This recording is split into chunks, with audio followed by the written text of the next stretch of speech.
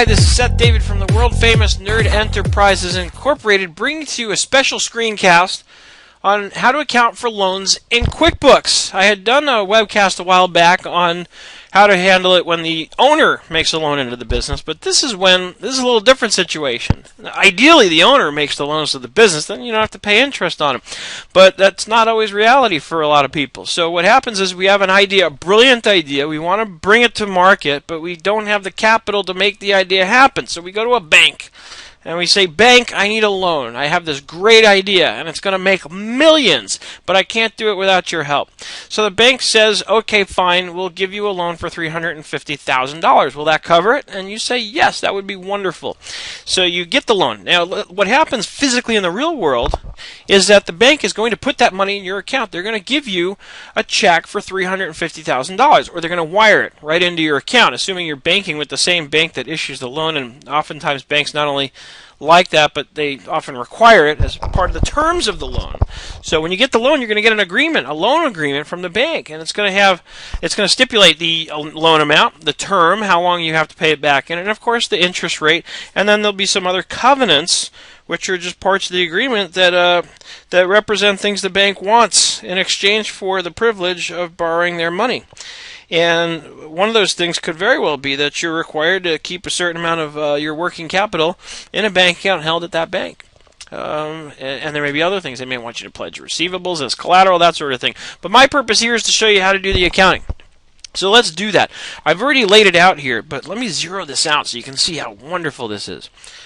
Basically, what I've done here is I've created an Excel template, another one, that calculates your payments on the loan in an instant. So the loan amount, you come in here, you type $350,000, enter, and let's say it's a 5-year loan.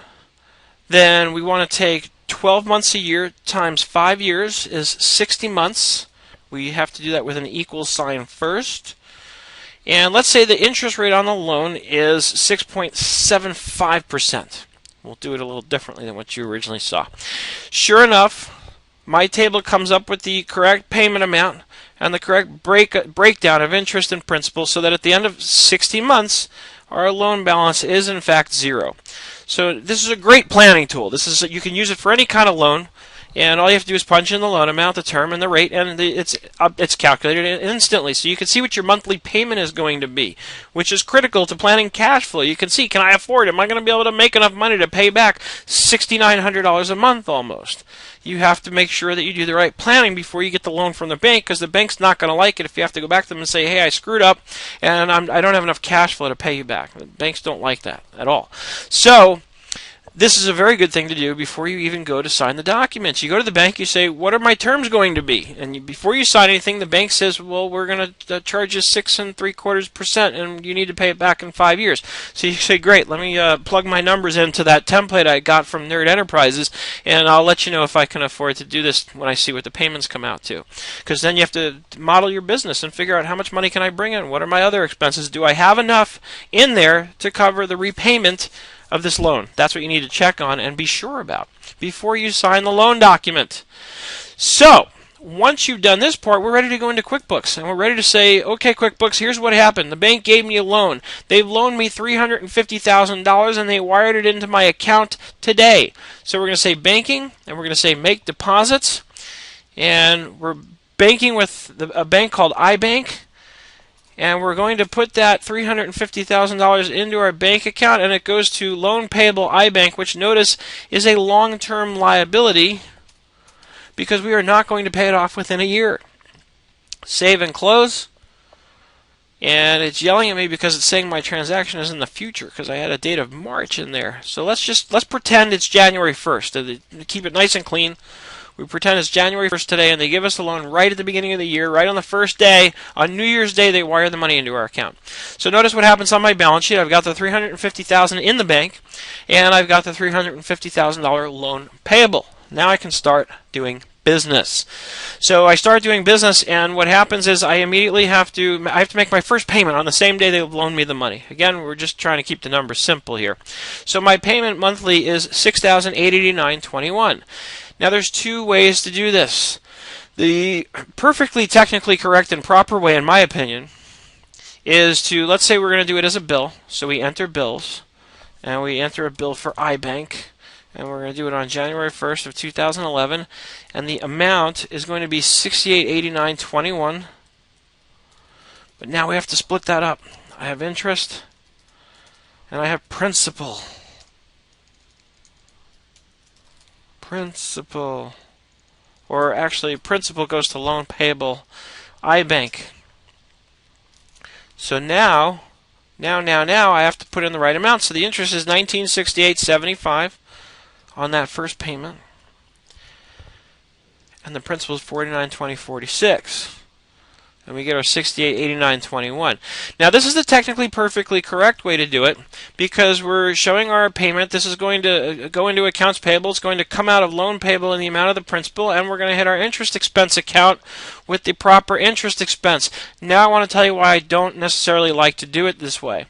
Let me open up my loan payable iBank account register here so you can see the picture. Then we come over here, and I don't need that, which means then I can do that.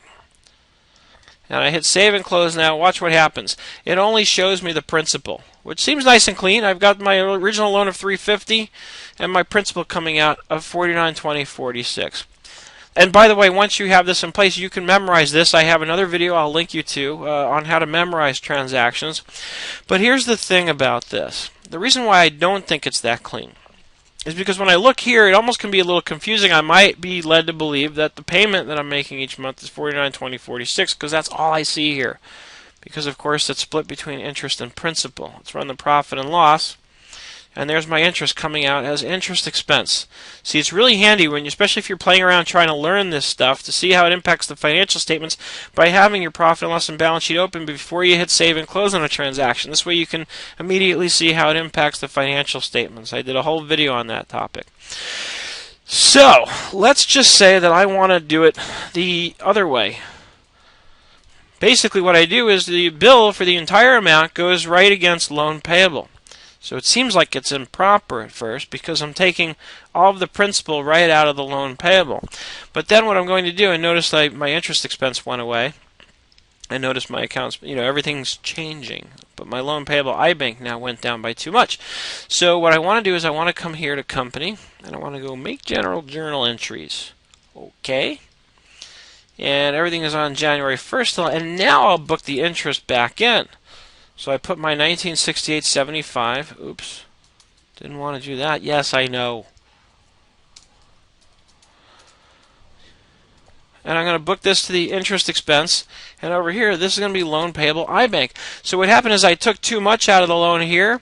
By crediting a liability, I'm increasing the liability with the interest portion. That puts it back in. So when I hit save and close, sure enough, it puts it back in. So, and this really, it kind of reflects what really, the whole picture.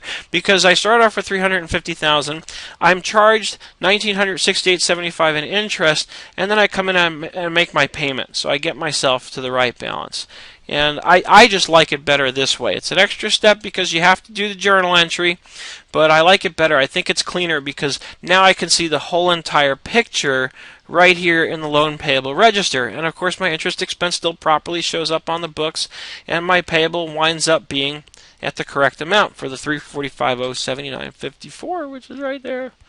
So it's good. I think this is the way that I would recommend anybody do it. But of course you can do it the other way. The other nice way about doing it like this is if you do memorize the payment, it's the same every month. It's just the total amount going against the loan payable. You'll still have to come and journal in the interest, but at least this way you don't have to worry about it. If you wanted to do it memorized and you were doing it under the first method where the bill gets split, you would literally have to remember to go back to the bill each month after it's gone off and adjust the split portion between the interest and the principal, because as you can see, and this is kind of the whole point of this, is that the interest payment, as time goes on, you're paying less interest and you're paying more principal. Until you get to the end, you're paying almost no interest, and almost all of it is the principal.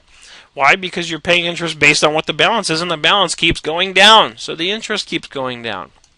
That's why we got into trouble in this country, because people took these negative amortization loans on their homes, and what they did was they paid the negative amortization payment, little realizing that because you were paying less than what was due on the interest, you were actually increasing the principal due on your loan.